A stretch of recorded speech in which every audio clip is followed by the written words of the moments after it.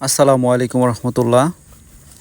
আজকে আমার কলা বাগানে কিছু কিছু দাঁড়া সবজি আছে, এগুলো তুলবো এবং এরপর পরই কলা বাগানটা ঘুরে দেখব এবং এরপরে আমরা একটা জায়গায় যাব যেখানে আমরা বর্ষার পানি নামলে সবজি চাষ করে থাকি। আপনাদেরকে দেখাবো যে পানির কী অবস্থা, পানি কত দূর নামলো। তো ইনশাল্লাহ সবাই ভিডিওটি দেখবেন। তো প্রথমে আমি দেখতেই পাচ্ছেন, এর আগে আমি প্রত্যেকটা গাছের গোড়াতে দাঁড়া বিছে ছিটিয়েছিলাম। আলহামদুলিল্লাহ খুব ভালো ফলন হয়েছে, দেখতেই পাচ্ছেন। অনেকে এখান থেকে খেয়েছি, আমরা নিজেরাও খেয়েছি এবং আশেপাশেও দিয়েছি, তারপরেও শেষ করতে পারি না। দেখেন কী অবস্থা। আসলে আমরা গ্রামে থেকে ন্যাচারাল সবজি খাই, এটাই হচ্ছে আমাদের সবচেয়ে বড় পাওয়া এবং খুব ভালো লাগে আসলে। আলহামদুলিল্লাহ গ্রামে থেকে আমরা অর্গানিক সবজিগুলো পাই খুবই সহজে এবং রোপণ করি আল্লাহর রহমতে। এবং এর পাশাপাশি এরপরেও আমরা কলা বাগানে আরেক ধাপ সবজি চাষ করব ইনশাল্লাহ, ওটা আপনাদেরকে দেখাবো। কারণ বর্তমানে প্রায় অনেকটাই ঘাস হয়ে গেছে বাগানে, আবার নিড়ি দিতে হবে এবং নিড়ি দেওয়ার পরে যখন আবার কূপ দিব, এরপরে আবার শীতকালীন যে সবজিগুলো হয়, শাকগুলো হয়, এগুলো আবার বিচি এখানে রোপণ করবো ইনশাআল্লাহ।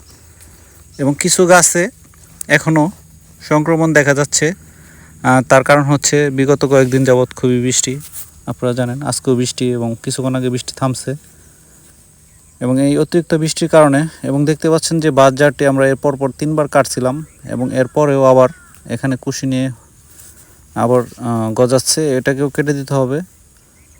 এবং কয়েকটা গাছে দেখেন হেল্পফুল, আল্লাহর রহমতে খুবই সুন্দর গাছ হয়েছে কলা গাছ। এবং কিছু গাছ যেরকম ভাইরাসজনিত গাছগুলো, এগুলো রিপ্লেসমেন্ট করতে হবে, উঠে ফেলে দিতে হবে, নতুন করে চারা দিতে হবে। এবং এই যে গাছটি দেখতে পাচ্ছেন, এই গাছটি অবশ্যই একটি ভাইরাস আক্রান্ত গাছ, বৃষ্টির কারণে পাতাগুলো খেয়ে ফেলছে, এটাকে স্প্রে করতে হবে খুবই তাড়াতাড়ি। এবং স্প্রেটা কখন করব, আসলে সুবিধা না হলে পাতায় যদি পানি থাকে স্প্রে করলে কোনো কাজে আসে না, এবং যখন সুবিধা থাকে বা রোদ বেশি হলে বিকাল দিকে করলে সবচেয়ে ভালো হয়। আর সেক্ষেত্রে আপনাদেরকে বলে রাখি, কলা বাগানে স্প্রের জন্য আপনারা সবসময় ইমিটাক্লোপ্রিড এবং এমিস্টার টপ সাথে একতারা মিশিয়ে দিয়ে দিবেন ইনশাল্লাহ, তাতে আপনার রোগবালাই সব কিছু শেষ হয়ে যাবে আল্লাহর রহমতে। এবং প্রতিমধ্যে যাওয়ার পথে দেখলাম হলুদ গাছের ফুল। আসলে ছোটোবেলায় আমরা এই ফুলগুলো অনেকটা চুষে খেতাম, মিষ্টি মিষ্টি লাগতো।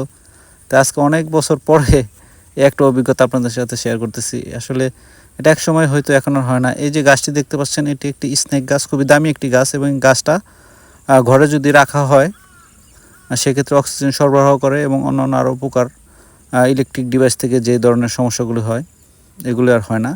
আসলে এগুলো টাউন অঞ্চলে ঘরে রাখে, কিন্তু আমাদের গ্রামে আনাচে কানাচে অগোচরে হয়ে রয়েছে। অবশেষে আমাদের যে জমিটি আপনাদেরকে দেখাবো, এই দেখতে পাচ্ছেন জমিটি, এখানে 3টি ডুবা